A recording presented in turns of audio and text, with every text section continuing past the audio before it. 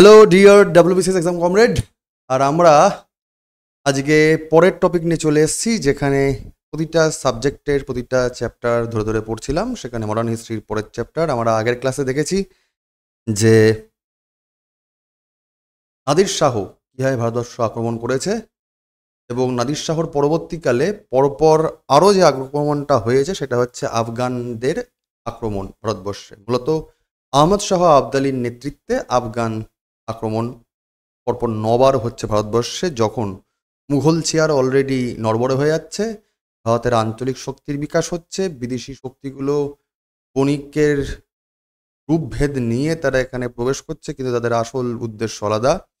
এই পুরো চিত্রনাট্য, এটা সিনেম্যাটিক ওয়েদার বলা যেতে পারে, সেইখানে বিদেশি আক্রমণ হচ্ছে আফগান নেতৃত্ব আহমদ শাহ আবদালি, যেটা আজকের টপিক। একটু ক্লাস এদিক ওদিক হচ্ছে ডাব্লিউবিসিএস নিয়ে, তার কারণ তোমরা জানোই যে সাম্প্রতিককালে যেহেতু মিসলিনিয়াস পরীক্ষার মেন্স আছে ওইদিকে একটু ক্লাস বেশি পড়ে যাচ্ছে, খাতা চেকিংয়ের ব্যাপার স্যাপার থাকতে সবটা মিলিয়ে একটু ঘেটে যাচ্ছি বাবা। তো একটু নিজের মতো করে মানে গুছিয়ে নাও, একটু পরীক্ষাটা চলে গেলে, বেশি দিন বাকি নেই পরীক্ষাটার, আমরা আবার যেমন র্যান্ডাম আসছিলাম সেরকম আসছি, আশা করি তোমরা সঙ্গে থাকবে। চলো আমরা শুরু করে দিই আজকের কন্টেন্ট, সেটা হচ্ছে আহমদ শাহ আবদালির ভারত অভিযান। ঠিক আছে, তো আমরা এটাকে পুঙ্খানুপুঙ্খ চলো অ্যানালিসিস করি। কে এই ভদ্রলোক আহমদ শাহ আবদালি? এনার অনেকগুলো নাম আছে, যেমন আমরা একে আহমদ শাহ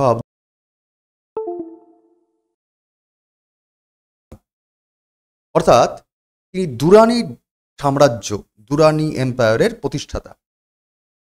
অনেক ব্যক্তি আবার এনাকে বলে যে আজকের যে আধুনিক আফগানিস্তান তার জনকই হচ্ছেন তিনি, ফাদার অফ মডার্ন আফগানিস্তান। তাকে বলা হয় মডার্ন আফগানিস্তানের জনক আহমদ শাহ আবদালি। রোমাঞ্চকর এনারও জীবন, যেমন নাদির শাহের জীবন পড়েছি তেমনই এনার জীবনও রোমাঞ্চকর। কি sir? After the death of Nadir Shah in 1747, Bharat অভিযান করে ফিরে যাওয়ার পর আহমদ শাহ এর গল্প শুরু হচ্ছে যখন নাদির শাহর পতন হচ্ছে, নাদির শাহ মারা যাচ্ছে, তাকে খুন করা হচ্ছে। তো নাদির শাহ 1747, নাদির শাহ 1747-এ তার মৃত্যুর পর Ahmad Shah, young Afghan officer of distinguished descent from the Abdali tribe, hence the title Abdali, declared himself the ruler of Kandahar. আমরা আগের ক্লাসে দেখেছি যে কি করে বিক্ষুব্ধ আফগানদেরকে জব্দ করে নাদির শাহ পারস্যিক সাম্রাজ্য বিস্তার করেছেন, এবং সেই সময় নাদির শাহের আমলে কিন্তু একদিকে মুঘল সাম্রাজ্য এই পশ্চিম দিকটা, আর পূর্ব দিকে অটোমান সাম্রাজ্য বিস্তৃত হচ্ছিল। সেইখানে নাদির শাহ নিজেকে সুপ্রিম পাওয়ার করে তুলছেন, এই মিডিল ইস্ট জোন থেকে পারস্য সাম্রাজ্য বিস্তার করছেন। নাদির শাহ যখন মারা যাচ্ছে গোষ্ঠীদ্বন্দ্ব বা সেনা অভ্যুত্থানের নিরিখে, ঠিক সেই সময়তেই এই ইয়াং লিডার, কোচি নেতা বাংলায় আবদালি, যে আবদালি এটা ট্রাইবাল গ্রুপ, তাদের সম্প্রদায়ভুক্ত বলেই এই আহমদ শাহ আবদালিকে আহমদ শাহ আবদালি বলা হয়। তিনি নিজেকে বলছেন আমি স্বাধীন, আমি আর নাদির শাহ বংশের সেই সাম্রাজ্যের আর মধ্যে পড়ছি না। তিনি হাত তুলে দিচ্ছেন এবং তিনি বলছেন যে আমি যেহেতু স্বাধীন হয়ে গেছি, তাই কান্দাহার এটা আমার এলাকা, তো কান্দাহারকে আমি এখন চালাবো, আমি কান্দাহারের শাসক। তার মানে একটা জিনিস পরিষ্কার, নাদির শাহের একরকম কোচি নেতা ছিল বা কোচি সেনাপতি ছিল Ahmad Shah Abdali. He had earned great respect from Nadir Shah. Nadir Shah তাকে তার যে অ্যাক্টিভিটি, তার জন্য তাকে বেশ সম্মান প্রদর্শন করেছিলেন, যে না এই ছেলেটা ভালো কাজ করছে আমার আন্ডারে। Who once remarked that he had not encountered anyone in Iran, Turan or India who matched Abdali in talent and character. Nadir Shah তার প্রশংসা করে একবার বলেছিল যে আহমদ শাহ আবদালির মধ্যে এমন কিছু গুণ আছে যে কোনো রকমভাবে আহমদ শাহকে না, আবদালিকে কমানো যাবে না। এবং এই রকম বলবান নেতা অল্প বয়সেই যেভাবে ও নেতৃত্ব দানের ভূমিকা রাখছে, যেটা তৎকালীন সময়কার ইরান কিংবা তুরান কিংবা ইন্ডিয়ার কোনো রাজনৈতিক ব্যক্তিত্বের মধ্যে দেখা যায়নি। এই ইয়াং আফগান নেতা, সে সত্যি একদম দাপুটের কাজকর্ম করছে। বলে নাদির শাহ তাকে রেকগনাইজ করেছিলেন আহমদ শাহ আবদালিকে। বিটুইন 1748 টু 1767 নাদির শাহ মারা যাচ্ছে, তার ঠিক পরের বছর তাকিয়ে দেখো 1748, ঠিক আছে, 1767, এর মধ্যে আহমদ শাহ চোজেন টু সাকসিস নাদির শাহ, নাদির শাহের উত্তরাধিকার বলা যেতে পারে তার পরবর্তীকালে তিনি নিয়ে আসছেন। তার মানে নাদির শাহ পারস্যিক নেতা, তিনি আফগান নেতা হিসেবে নিজেকে এস্টাবলিশ করছেন and launched several invasion into India. তিনি বারংবার নাদির শাহের পরবর্তীকালে একই রকমভাবে ইন্ডিয়াতে কিন্তু আক্রমণ করছেন, বারংবার করছেন, সেভারাল টাইমস করছেন, solidifying his military and political influence in the region. তার রাজনৈতিক যে দৃষ্টিভঙ্গি সেটা তিনি আরোপ করছেন এবং তৎকালীন ভারতবর্ষে যে মুঘল চেয়ার বললাম নড়বড়ে হয়ে গেছিল তার সুযোগ নিচ্ছেন। এবং যেহেতু পার্টিকুলার সেই সময় মুঘল শাসন ব্যবস্থায় যারা সেনা তাদের তো ছন্ন ছিন্ন হয়ে গেছিল, সেই সুযোগটা তিনি কাজে লাগাচ্ছেন এবং কাজে লাগিয়ে এই আহমদ শাহ আবদালি বারংবার 1748 থেকে 1767 এর মধ্যে তিনি কিন্তু বারংবার ভারতবর্ষকে আক্রমণ করছেন নাদির শাহের মতোই। Clear? Ahmad Shah Abdali was born 1722।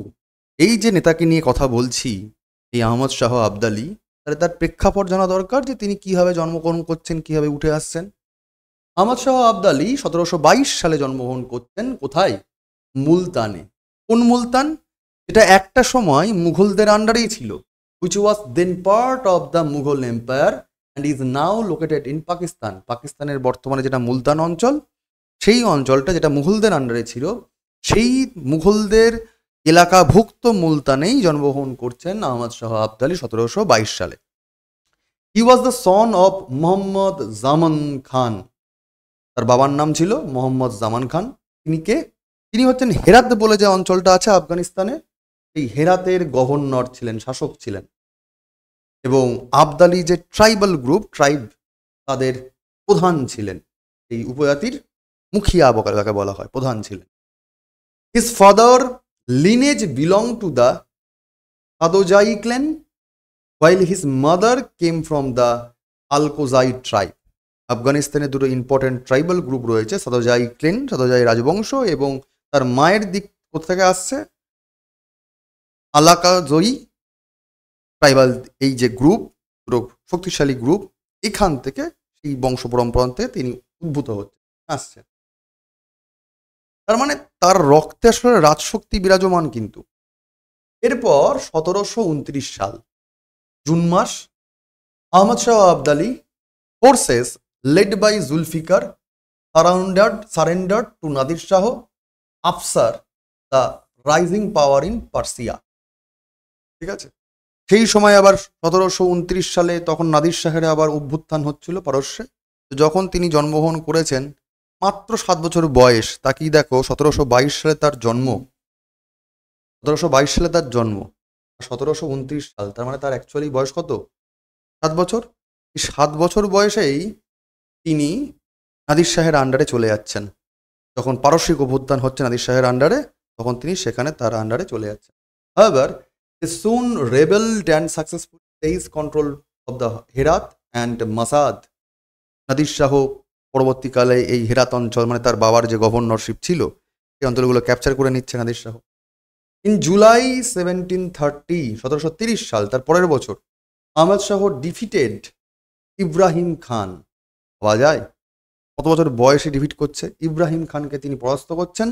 Commander and brother of Nadir Shah, Nadir শাহের এক ভাই এবং মানে পার্শ্বিক সম্রাট সেই সময়, পার্শ্বিক নেতা নাদির শাহ, তার ভাইকে হারাচ্ছেন। ভাইয়ের নাম কি ছিল? ইব্রাহিম খান, এবং তিনি একজন সেনাপতিও। সেই নাদির শাহের ভাইকে, এবং যিনি সেনাপতিও ছিল নাদির শাহের, তাকেই হারিয়ে দিচ্ছে এই যুবা Ahmad Shah Abdali. From around 1729, Nadir Shah began recruiting Abdali tribesmen into his military। ওই সময় থেকেই কিন্তু যারা খুব পাওয়ারফুল আফগানি লোকজন, তাদেরকে আবার ধীরে ধীরে কিন্তু নিজের মিলিটারিতে রিক্রুটমেন্ট করছিল নাদির শাহ। তো আহমদ শাহ আবদালির যেই দোর্দণ্ড প্রতাপ, সৈন্য বা এই যে যোদ্ধা যে রূপ, সেটা দেখে তিনি আকৃষ্ট হচ্ছেন।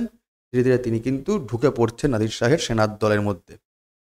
Following the Persian capture of Kandahar in 1738, Ahmad Shah and his brother Zulfikar were freed and given influential roles in Nadir Shah's administration. ধীরে ধীরে 1738 সালে যখন পারস্য সাম্রাজ্যের অন্তর্ভুক্ত হয়ে যাচ্ছে এই কান্দাহার অঞ্চলটা 1738 সালে, সেই সময় আহমেদ শাহ আবদালী এবং তার ভাই জুলফিকার তারা সেখান থেকে পালিয়ে যাচ্ছে এবং পরবর্তীকালে তিনি পালাচ্ছেন না ওরমভাবে। নাদির শাহ যেহেতু তার প্রিয় হয়ে উঠছে নাদির শাহের, তো নাদির শাহের সাম্রাজ্যের তিনি কিন্তু প্রশাসনের দায়িত্ব নিয়ে নিচ্ছেন এবং তিনি বেশ ক্ষমতাবান হয়ে উঠছেন, তিনি এবং তার ভাই কে আহমদ শাহ আবদালী এবং তার ভাই Zulfikar. While Zulfikar was appointed as the governor of Mazandaran, Ahmad Shah আবদালীর ভাই জুলফিকারকে করে দেওয়া হচ্ছে মাজানদারানের শাসক। Ahmed Shah served closely with Nadir Shah. Ahmed Shah Nadir শাহের খুব কাছের ব্যক্তি হয়ে যাচ্ছেন অ্যাজ হিজ পার্সোনাল অ্যাটেন্ডেন্ট, মানে বলা যেতে পারে বডিগার্ড, একদম ক্লোজ ওয়ান হয়ে যাচ্ছে, যাকে বলা হয় কিচেন ক্যাবিনেট, এরকম হয়ে যাচ্ছে। নাদির শাহের খুব কাছের লোক হয়ে যাচ্ছে Ahmad Shah Abdali. Ahmad Shah quickly rose through the ranks, eventually becoming the commander of the Abdali's regiment. এবং পার্সিয়ান অর্থাৎ নাদির শাহের যে সেনা ছিল তার তো অনেক রকম রেজিমেন্ট থাকে, যেমন ভারতের বর্তমানে অনেকগুলো আর্মির রেজিমেন্ট রয়েছে, তেমনি পার্সিয়ান শাসক নাদির শাহের যে অনেকগুলো রেজিমেন্ট ছিল আবদালি রেজিমেন্ট, তার সেনাপতি হয়ে যাচ্ছেন আহমদ শাহ আবদালী এবং তিনি আরও অন্যান্য প্রশাসনিক দায়িত্ব পেয়ে যাচ্ছেন, মানে উচ্চ পদ তিনি পাচ্ছেন। এবং এই যে আবদালি রেজিমেন্ট তিনি তার নেতৃত্ব দিচ্ছেন, তার সেনাপতি হচ্ছেন, সেখানে প্রায় 4000 সেনা ছিল, কিন্তু 4000 সেনার নেতা ছিলেন তিনি। This regiment was part of Nadir Shah's army during the campaign against Mughal Empire in 1738. এই আবদালি তখন কিন্তু আবদালি রেজিমেন্টের সেনাপতি এবং সেই রেজিমেন্টটা কিন্তু 1738 সালে নাদির শাহের সঙ্গে ভারত আক্রমণ করেছিল। অর্থাৎ ভারতের যে দোর্দণ্ডপটা ব্যাপার স্যাপার, সেই সময় কিন্তু আহমেদ শাহ আবদালী অলরেডি জেনে গেছিল যে ভারতবর্ষে কি আছে কি নেই, কি রাজনৈতিক অবস্থা, এদের মধ্যে খাওয়াখাই, মুঘলদের অবস্থা খারাপ হয়ে যাচ্ছে, সমস্তটা মিলিয়ে ভারতবর্ষের ফাঁক ফোকর বুঝে গেছিল। তাহলে তার ক্ষমতার বিকাশ হচ্ছে, নাদির শাহের পতন হচ্ছে, ধীরে ধীরে তিনি নিজেকে মুক্ত করে বলছেন যে না, আমি আর পারস্যের আন্ডারে নেই, আমি স্বাধীন আফগান শাসন করব, আফগানি শাসনতন্ত্র তৈরি করব। এবং এই নিরিখে তিনি দুরানি সাম্রাজ্য তৈরি করছেন, দুরানি এম্পায়ার তিনি এস্টাবলিশ করছেন। কে? আহমদ শাহ আবদালী। এবার দুরানি এম্পায়ারটা কি জিনিস সেটা আমরা একটু অল্প দেখে নেব। দুরানি এম্পায়ার কে ফাউন্ডার? ফাউন্ডারের নাম হচ্ছে আহমদ শাহ দুরানি বা আবদালী। ঠিক আছে, এই যখন আহমদ শাহ আবদালী নাদির শাহের পরবর্তীকালে, নাদির শাহ যখন শেষ, পারস্য তখন তো আবার ভেঙে টুকরো টুকরো হয়ে যাচ্ছে, সেই সময় এই মধ্যপ্রাচ্য তাকেই দেখো, একদিকে ইন্ডিয়া মুঘল সাম্রাজ্যের অনেকখানি অংশ অলরেডি খেয়ে নিয়েছে, এইদিকে বর্তমানের পাকিস্তান, আফগানিস্তান বা ইরান, ইরাক, সিরিয়া, অনেকটা মানে মধ্য আরবীয় যে দেশগুলো, তার বিশাল বড় অঞ্চল কিন্তু ক্যাপচার করে নিচ্ছে আহমদ শাহ আবদালী। পরবর্তীকালে এর প্রভাব এতটা বিস্তৃত হচ্ছে যে আরও পশ্চিমের দিকে যে অটোমান সাম্রাজ্য ছিল, তাকেও কোথাও না কোথাও কিন্তু এটা বেশ ভয় পাইয়ে দেওয়ার মতো কিন্তু সেই জায়গায় চলে আসছে এই দুরানি সাম্রাজ্যের বিস্তৃতি। অর্থাৎ middle east founded by Ahmad Shah Abdali, central south portion, তার যে পাওয়ার সেটা আরও বেশি করে এক্সপ্যান্ডেড হচ্ছে।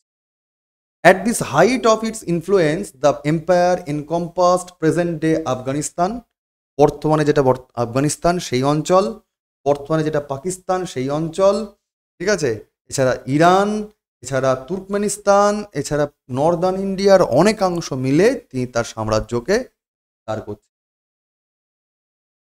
It was the most powerful Muslim empire during the latter half of 18th century. 1800 শতকের শেষের দিকে এই সময় তার পাওয়ার এতটাই বাড়ছে যে গ্রেট আফগান এম্পায়ার তৈরি হয়ে যাচ্ছে। আহমদ শাহ আবদালি উর্ফ আহমদ শাহ দুরানির নেতৃত্বে। Ahmad Shah Abdali brought together various Pashtun tribes. আফগানিস্তানে বিখ্যাত পুস্তান ট্রাইবের তোমরা নাম শোনো। এই পুস্তান ট্রাইব নানা রকমের যারা আছে তাদেরকে এক জায়গায় জড়ো করছেন তিনি, with support from his Baloch Alice. এই যে বালুচিস্তান নিয়ে আজকে পাকিস্তানের থেকে তোমরা জানো যে বেশ ইরান ঘেঁষা পাকিস্তানের যে একটা অঞ্চল বালুচিস্তান, তারা আবার নিজেরা নিজেদের স্বাধীন করার চেষ্টা করছে। বালোচ অঞ্চলের লোকজনের সঙ্গে মৈত্রী স্থাপন করে তিনি বৃহত্তর আফগানিস্তান তৈরি করার চেষ্টা করেন। Establish a unified empire covering vast territories. বিশাল বড় অঞ্চল নিয়ে তিনি তার সাম্রাজ্য তৈরি করছেন, including modern Afghanistan, Pakistan, section of Iran, Turkmenistan, north western east India and particularly the Kashmir region. পুরো কাশ্মীর তখন সেই সময় ইন্ডিয়ার থেকে বা মুঘলদের থেকে চলে যাচ্ছে আহমদ শাহ আবদালি বা দুরানির হাতে। ভাবা যায় কতখানি তার পাওয়ার থাকছে, যে একেবারে তাকিয়ে দেখো এই সময় এইদিকে তোমার হচ্ছে কাশ্মীর অঞ্চল, এদিকে হিন্দুকুশ, এইদিকে তুর্কমেনিস্তান তো ইরান টিরান তো ক্যাপচার তিনি করে নিচ্ছেন, একদম আরব সাগরের উপকূল বা গালফ অফ পার্সিয়া পুরো পর্যন্ত তার বিস্তৃতি চলে আসছে। আর এতটাই আফগান সাম্রাজ্যকে বিস্তার করার তার যে কর্তৃত্ব। এরপর 1800 সাল তার যখন শুরুর দিক, Durrani empire gave way to the Barakzai dynasty. ঠিক আছে, দুরানি সাম্রাজ্য বারাকজাই রাজবংশের কাছে চলে যাচ্ছে। Ahmad Shah and his lineage hailed from the Popalzai branch of the Durrani tribe formally known as the Abdalis. Durrani ট্রাইবটার আগের নাম কি ছিল? আবদালি ডাইনেস্টি, আবদালি অংশ। সেই সব জায়গাগুলো কিন্তু সব কোথাও না কোথাও কিন্তু সমস্ত যে শাখা, মানে হয় না যে এ ওর ছেলে ও ওর ছেলে, এই যে বিশাল বড় মানে বংশের গোষ্ঠীর যে জায়গাটা, সব গোষ্ঠী এক জায়গায় হয়ে যাচ্ছে, making them the second Pashtun rulers of Kandahar. এই সমস্ত ডাইনেস্টিরা সব এক জায়গায় জড়ো হয়ে কান্দাহারের শাসকরা হয়ে যাচ্ছে এবং সেখানে তৈরি হচ্ছে নতুন দুরানি ডাইনেস্টি। ঠিক আছে, তাকে সরিয়ে এই সময় কোতাক ডাইনেস্টিকে সরিয়ে দিই। The rise of the Duranis during the late 18th century was largely due to the strategic vision and the leadership of Ahmad Shah Durrani. Ahmad Shah Abdali উর্ফ Ahmad Shah দুরানির নেতৃত্বে ধীরে ধীরে এই দুরানিরা পরবর্তী 1800 শতকের শেষের দিকে তাদের দুরানি সাম্রাজ্যকে আরো বেশি করে শক্তপোক্ত করছে। অর্থাৎ আবদালি যে ট্রাইব সেটা আরো বেশি করে পাওয়ারেই চলে আসছে বা দুরানি ডাইনেস্টি এস্টাবলিশ। যখন এস্টাবলিশ হয়ে যাচ্ছে পাওয়ার, তাহলে ইন্ডিয়া বাদ যাবে কেন? চলে আসছে ইন্ডিয়ার ওপর অ্যাটাক বা ইনভেশন, ভারত আক্রমণ শুরু হয়ে যাচ্ছে আহমদ শাহ আবদালি। ভারত আক্রমণ বহুবার করেছেন, টোটাল 9 টাইমস আহমদ শাহ আবদালি ঔরঙ্গজেবের পরবর্তীকাল শাসকদের সাম্রাজ্যে যখন চেয়ার দুর্বল, অযোগ্য, সিট দ্বারাহীন যখন মুঘল শাসকরা ভারতবর্ষ শাসন করছে, সেই সময় আহমদ শাহ আবদালি বারবার করে কিন্তু ভারতবর্ষ অ্যাটাক করেছে। কি হবে? বিটুইন 1748 টু 1767 এর মধ্যে আহমদ শাহ আবদালি তিনি ভারতবর্ষ আক্রমণ করছেন। নাদির শাহের মৃত্যুর পর ভারতবর্ষ আক্রমণের নেতৃত্ব তিনিই দিচ্ছেন আফগান নেতা হিসাবে। He asserted his authority by issuing coins in his name and swiftly captured Kabul, laying the foundation of the modern Afghanistan state. আধুনিক আফগানিস্তানের যে ভিত্তিপ্রস্তর কাবুলে তিনি এস্টাবলিশ করছেন এবং তিনি সেখানে তার নিজের নামাঙ্কিত মুদ্রা চালু করছেন। With an army of 50,000 men, 50,000 সেনা তিনি তৈরি করছেন। Stake a claim to Western Punjab, viewing himself as Nadir Shah's rightful heir. Nadir শাহের সুযোগ্য উত্তরাধিকারী হিসাবে, তিনি যোগ্য আফগান নেতা হিসাবে 50,000 সেনা নিয়ে এই পশ্চিম পাঞ্জাব এই অঞ্চলটাতে নিজের কর্তৃত্ব বজায় রাখছেন। His first invasion of India in 1748, 1748 সালে তিনি প্রথম ভারতবর্ষ আক্রমণ করছেন। কিন্তু এখানে মজার ব্যাপার, নাদির শাহ যেমন প্রথমবারই সাকসেসফুল হয়ে গেছিল, কর্নালের যুদ্ধ আমরা পড়ে ফেলেছি, কিন্তু আহমদ শাহ আবদালি কিন্তু প্রথমবার সফল হতে পারেনি। আহমদ শাহ আবদালি কিন্তু প্রথমবার ফেইলিওর হচ্ছেন, এটা কিন্তু মজার বিষয়, খেয়াল করে রাখতে হবে। আহমদ শাহ আবদালী কিন্তু 9বার আক্রমণ করছে ঠিকই, তার মধ্যে প্রথমবারই কিন্তু তিনি হেরে যাচ্ছেন। However, he determined and understood বা underrated Abdali Returns in early 1749। এই যে তিনি হেরে গেলেন তাতে তার ইগোতে ধাক্কা দেওয়া হচ্ছে। তিনি বললেন ঠিক আছে হেরে যাচ্ছি, কিন্তু আমি পরের বছর আবার আসছি। 1749 তিনি আবার আসলেন। This time he defeated Muin ul Mulk, governor of Punjab. পাঞ্জাবের সেই সময় শাসক মুঘলদের গভর্নর, তার নাম মুইন উল মুলক, তাকে তিনি হারিয়ে দিচ্ছেন। আগের বার যে তাকে হারিয়ে দিয়েছিল তাকে তিনি পরাস্ত করছেন। Instead of annexing the territory he agree to withdraw in exchange for an annual tribute of 14,000 rupees promised by the governor. তিনি কি করছেন, তাকে মেরে ফেলছেন না, তাকে বলছেন ঠিক আছে তোমাকে আমি হারিয়ে দিলাম, তুমি কি করবে, বছরে আমাকে 14,000 টাকা করে দেবে, তোমাকে বছরে আমার 14,000 টাকা করে ট্রিবিউট করতে হবে, কারণ তুমি হেরে গেছো, তবেই তুমি সেই অঞ্চলের গভর্নর থাকতে হবে। তার মানে প্রকারান্তরে ওই কলমে শাসনতন্ত্র তিনি নিয়ে আসছেন।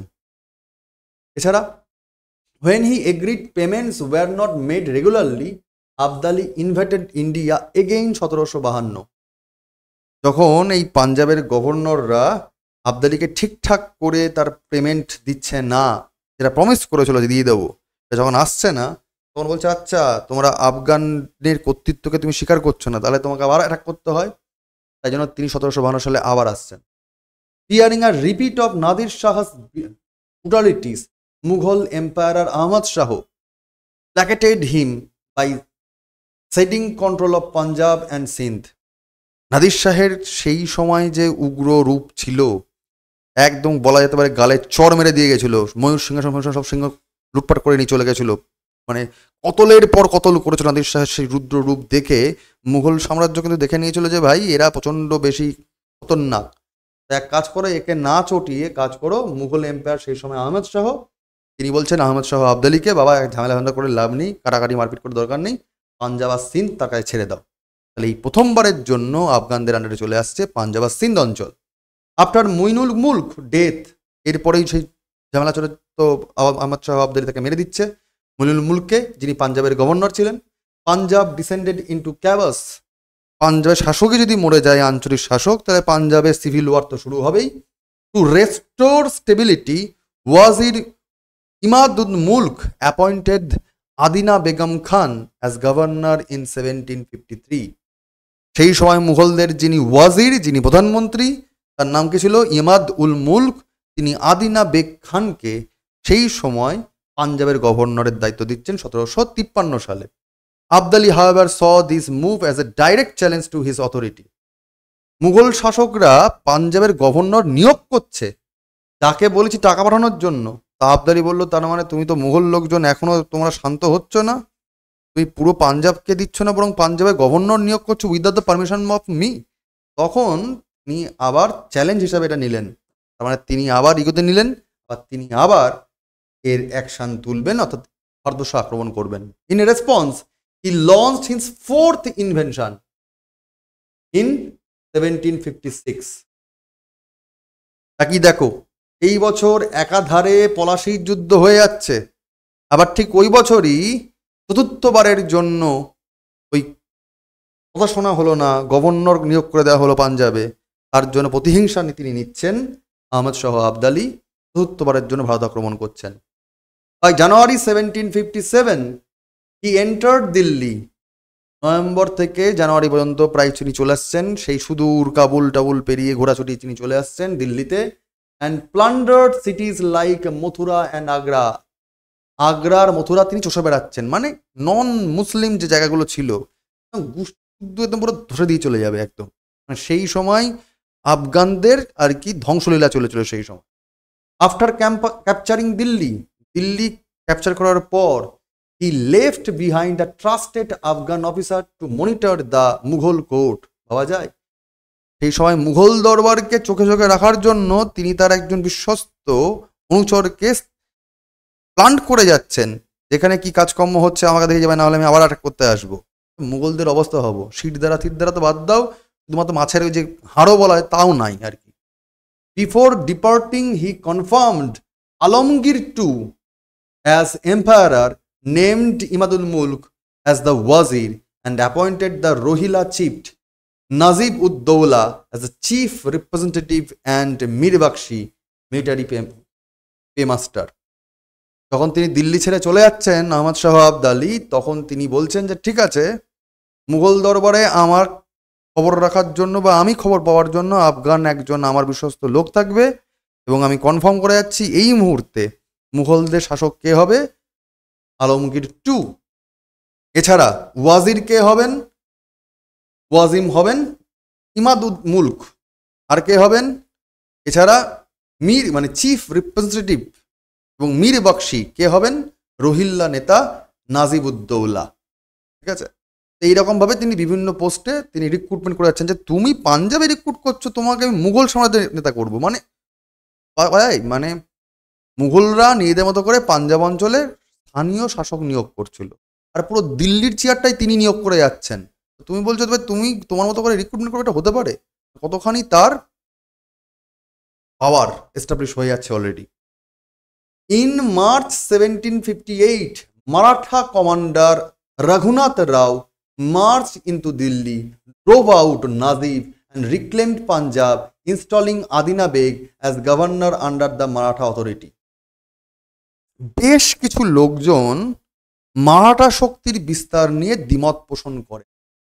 যেমন ঔরঙ্গজেব ভারতবর্ষ যেভাবে করে রেখেছিল, তাতে যেমন বলা হয়, অনেক সময় অনেক সমালোচকরা বলে থাকে যে না, সেখানে মুসলিম বা ইসলামের আধিক্য বেশি, ইসলামের শাসন এতটাই চূড়ান্ত হয়ে গেছিল তখন অমুসলিমদেরকে কিন্তু আর মান্যতা দেওয়া হচ্ছিল না, ইসলামিক যে আস্ফালন সেটা এস্টাবলিশড হয়েছিল ঔরঙ্গজেবের আমলে।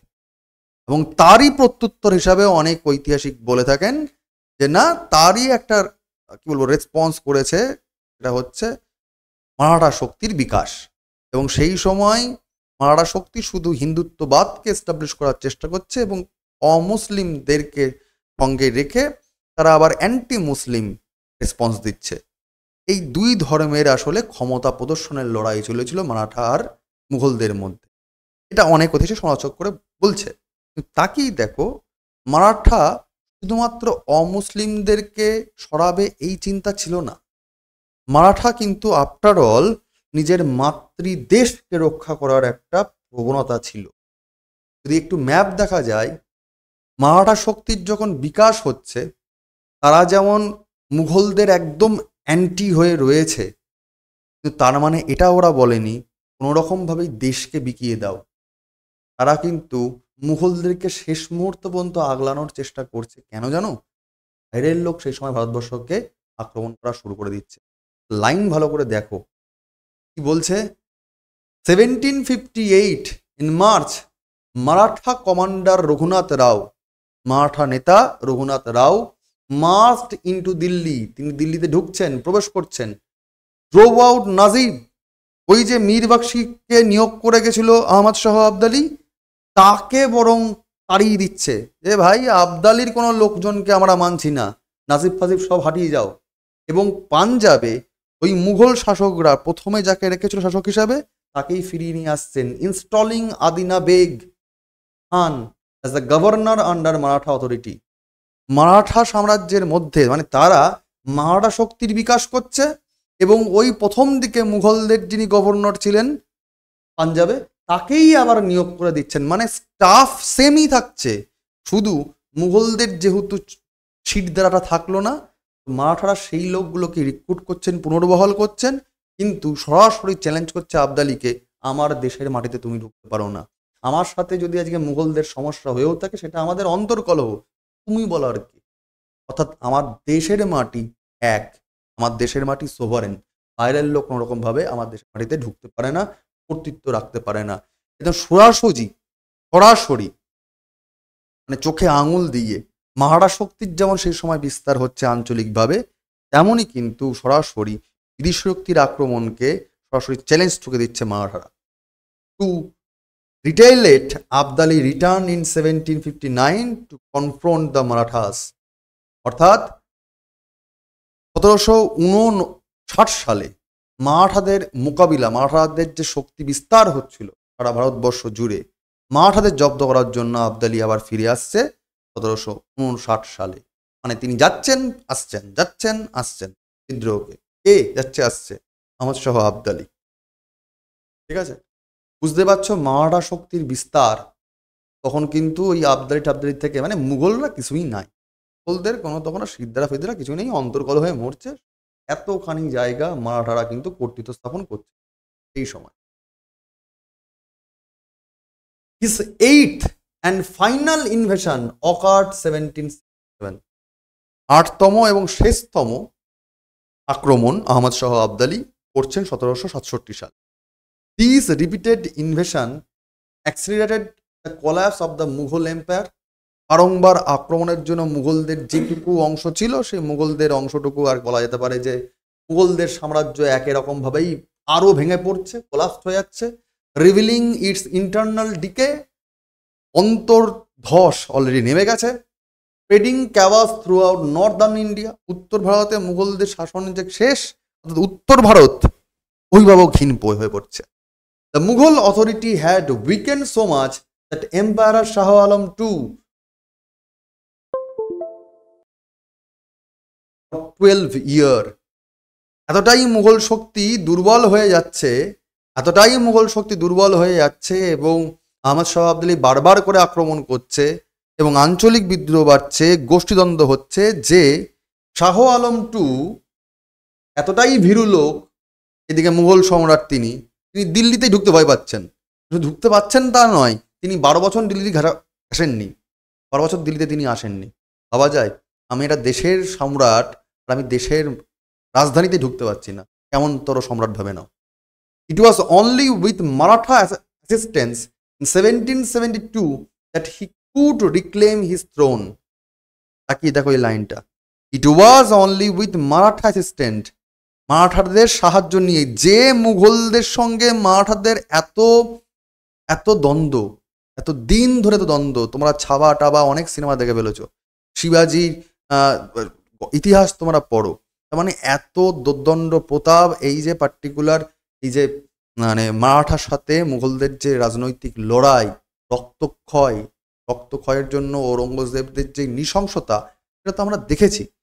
তা সত্ত্বেও দেখো ওই এক দেশ রাখার জন্য শেষমেশ ওই মারাঠাদের সাহায্য নিয়েই 1772 সালে কিন্তু এই শাহ আলম টু তার সাম্রাজ্য বা তার চেয়ার পাওয়ার দাবি আছে। হ্যাঁ হ্যাঁ, মারাঠারা আমাদের সাপোর্টেই আছে, মুঘলদের আর এগেনস্টে নেই, আমরাই এখন মুঘলদের শাসক। ঠিক আছে, কতখানি তারা মানে কি বলবো অযোগ্য মুঘল শাসক হয়ে গেছিল। During this period real power in Delhi was held by Rohilla leader first Najib ud Daula. এই সময় আসলে দিল্লি অঞ্চলে নিজের কর্তৃত্ব দেখাচ্ছেন এই রোহিল্লার নেতা Najib ud Daula and his son Zabita Khan and finally his grandson Ghulam Qadir. এরা তখন দিল্লির ভেতরে যে মূল মজা নেওয়ার সে মজাটা নিচ্ছে, ক্ষমতার মজা আর কি। অন 30th July 1788, 1768 সালের 30শে জুলাই, Ghulam Qadir took control of the Red Fort, লাল দুর্গ তিনি ক্যাপচার করে নিচ্ছেন। Deposed Shah Alam two and brutally blinded him on 10th August। তিনি মুঘল সম্রাট, তাকেই একদম বাজে রকম ভাবে অন্ধ করে দিচ্ছে 10ই আগস্ট, এবং শাহ আলম টুকে আর কি তাড়িয়ে দিচ্ছে, বন্দি করে ফেলছে। বুঝা গেল? মারাঠা জেনারেল মহাদাজি সিন্ধিয়া এটার রিটুক দিল্লি। মারাঠারা তখনও কিন্তু মুঘল সম্রাটদেরকে একেবারে মান্যতা দেয় না তা নয়। এই সময় মারাঠার সাধারণ নেতা, তোমরা জানোই যে সেই সময় মারাঠাদের নেতা মানে মহর্ষি রাজনৈতিকবিদ মহাদাজি সিন্ধিয়া, তিনি এই খবর পাচ্ছেন এবং তিনি দিল্লিতে ঢুকছেন। কবে ঢুকছেন? অক্টোবর মাসে। 10ই আগস্ট মারছে, বন্ধ করে দিচ্ছে আর কি।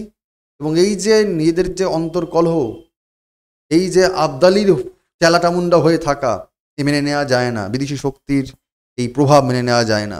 মারাঠা নেতা মহাদাজি সিন্ধিয়া তিনি দিল্লিতে ঢুকছেন অক্টোবর 1788 এবং রিইনস্টেটেড দ্য এম্পাওয়ার।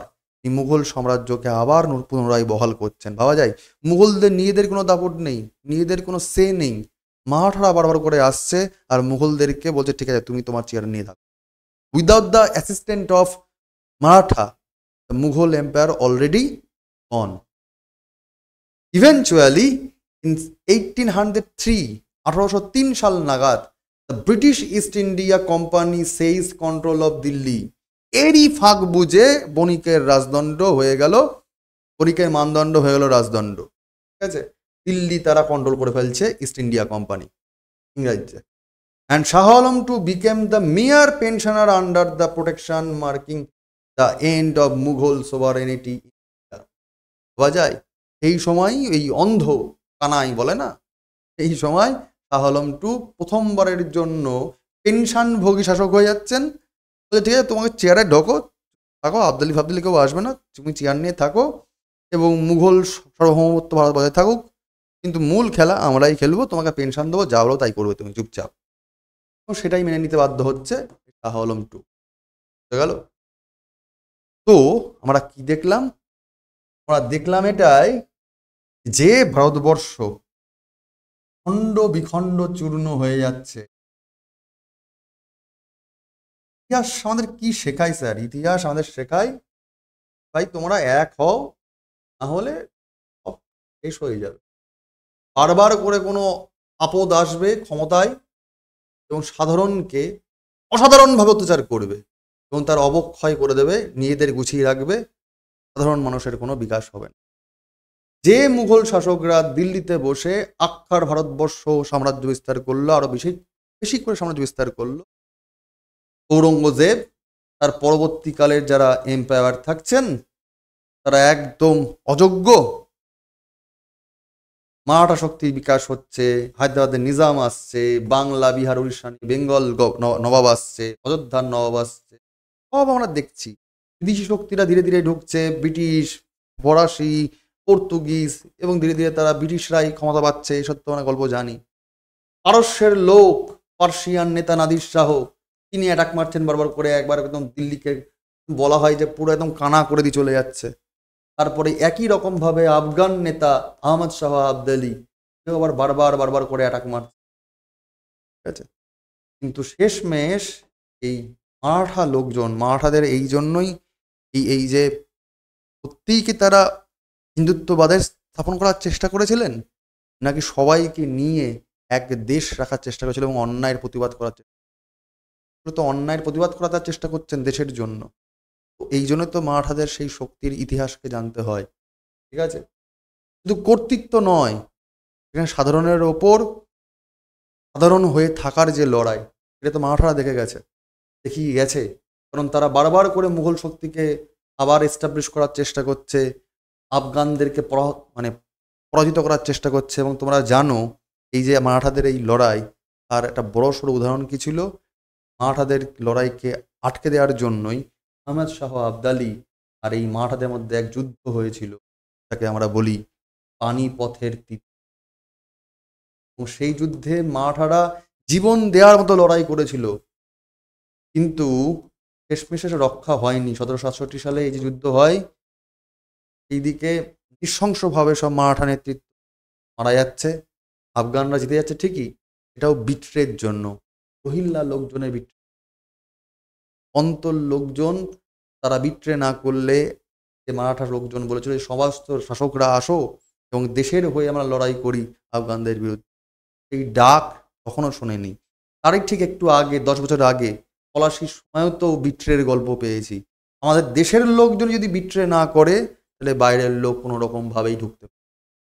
আমরা সংবিধানে যেটা পড়ি, ইউনিটি, ইন্টিগ্রিটি, ফ্যাটার্নিটি, এটা আমাদের ইতিহাসের কনসেপ্ট। শুধুমাত্র বাইরের থেকে যে কনসেপ্টগুলো বড়োইং করে তা নয়, আমাদের ইতিহাস শিখিয়ে দিচ্ছে আমরা যদি এক না থাকি, আমরা যদি আজকে এই পক্ষ ওই পক্ষ করে বেড়াই। এবং এই পক্ষপাত কেন আসছে? আসছে একটাই কারণে, আজকে বাংলার লোকজন অন্য জায়গায় গেলে মার খায়, আবার অন্য কেউ অন্য জায়গায় গেলে মার খায়।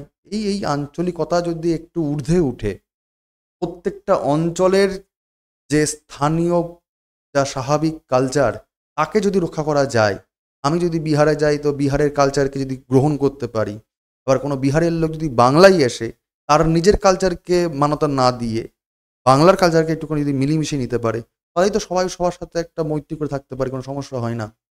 যদি আমরা এক না থাকি, তাহলে এই দেশ এগোবে না। মাঝখান থেকে ওই যে বিট্রে করা লোকজন, তাদের জিন কোথাও না কোথাও কিন্তু ভূতের মতো করে ঘুরে বেড়াচ্ছে এবং তারাই আসলে চেয়ারে বসে রয়েছে। যে কালারেরই চেয়ার। তো আমাদেরকে বরং এক হয়ে থাকতে হবে, তবেই ভালো শাসন তৈরি হবে। নাগরিককেই আগে ভালো হতে হবে, কারণ আমাদের দুঃখ ভালো শাসক, ভালো নাগরিক হলে আসে না। হ্যাঁ, ভালো শাসক না হলে ভালো নাগরিক যেমন হয় না, এটা সত্যি কথা। কিন্তু যেহেতু এই কালো ছায়াগুলোর হাত সবসময় থাকবে, আজকের দিন যতখানি খারাপ হচ্ছে, এটা বুঝতেই হবে। তোমরা যারা ভারতবর্ষের ভবিষ্যৎ ছাত্রছাত্রী লড়াই করছো স্বপ্নদের চাকরি পাওয়ার জন্য, গণতন্ত্রকে পরিচালনা করার জন্য, কারণ তোমরা তো বিউরোক্রেট হওয়ার চেষ্টা করছো। তো তোমরা অন্তত এইটুকু মনে রেখো বাবা, তোমাদেরকে কিন্তু এই ইতিহাস শেখাচ্ছে সৎ হয়ে থাকার জন্য, না হলে দেশ, তোমার সন্তান বা সেই রিলেটেড আরও জাতি আরও দীর্ঘদিন অন্ধকারে ঢুকে। চেষ্টা করো নিজের দ্বারাটাকে শক্ত রাখ। আজকে অবধি রাখলাম। পরের দিন পরের টপিক নিয়ে আলোচনা করব। এখানে একই রকমভাবে ইতিহাস এবং তার অ্যানালিসিস, কী করে পড়া উচিত, কেন পড়া উচিত, তার পুঙ্খানুপুঙ্খ আলোচনা করতে করতে আমরা আমাদের যে বিউরোক্রেট বা শাসনতন্ত্র কীরকম হওয়া উচিত, শাসনতন্ত্র যদি সত্যি স্বপ্ন দেখি, শুধুমাত্র পাশ করার জন্য, চাকরি পাওয়ার জন্য পড়াশোনা করব, নাকি সিদ্ধা সোজা রেখে চাকরিটা করব। দেখো, চাকরি পাওয়া যতখানি সোজা, চাকরি টিকিয়ে রাখা আরও বেশি কঠিন। যদি আজ না বোঝো, যেদিন চাকরি পেয়ে যাবে সেদিনকে তুমি এই কথাটা মনে রাখবে। সুতরাং একটু বরং আমরা অন্যরকমভাবে ভাবি, দেশটাকে, দেশের মানুষজনকে এবং নিজেদেরকেও ভালো রাখার প্রয়াস। তো সবাই মিলে আমরা একটা ভালো দেশ তৈরি করি। Thank you, best of lakh.